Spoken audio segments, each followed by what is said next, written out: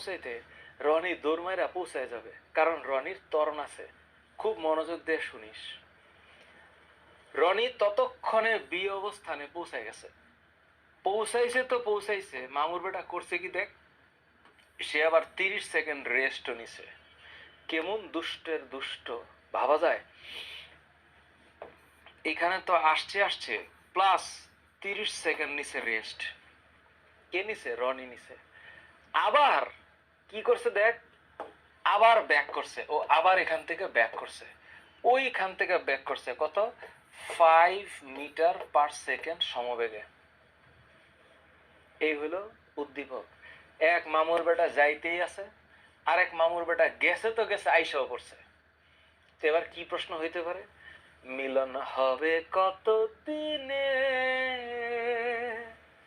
ও মিলন হবে কত দিনে আমার মনে। ওরা কিন্তু মনের মানুষ না, দুই বন্ধু। আচ্ছা ঠিক আছে।